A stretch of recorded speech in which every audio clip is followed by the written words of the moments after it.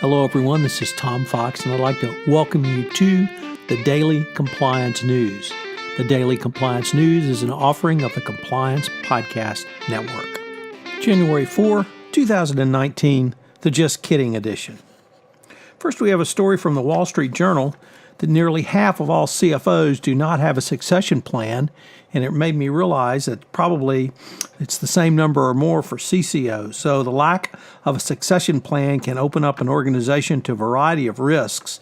It can disrupt productivity, delay strategic decisions, and impair internal professional development and cause loss of legacy knowledge. So if you don't have a succession plan for your CCO position, I would suggest you put one in 2019.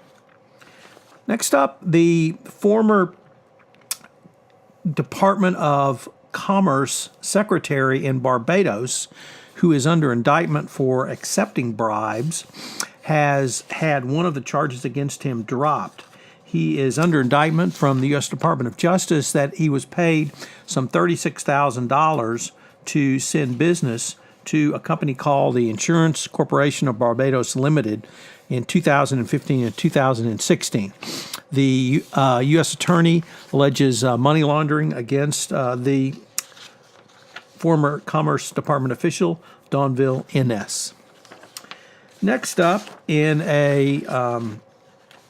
unfortunately, as ironic a case as you can get, the former chief anti-corruption official for the Colombian National Director of Anti-Corruption was sentenced to 4 years in prison for, you guessed it, corruption. He solicited a $132,000 bribe in a DEA sting in Miami, obviously not realizing that coming to Miami and soliciting money to pay a bribe would subject you to federal U.S. jurisdiction. So pretty bad, black eye for Colombia, black eye for the official Luis Gustavo Moreno. And finally, we end with something with a little better news. 2 days ago, or rather yesterday, I reported that the Peru Attorney General Pedro Chavarra had dismissed the prosecutors in the country's investigation of corruption by the Brazilian construction company Odebrecht in Peru.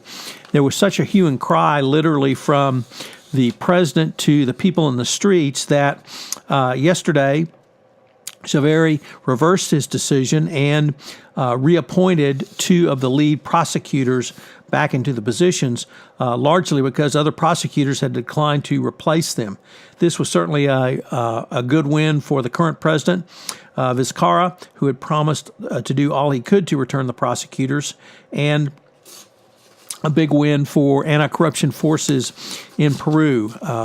Odebrecht is alleged to have engaged in widespread corruption in that country, and as additional investigations occur throughout Latin America, the Odebrecht corruption scandal will no doubt grow.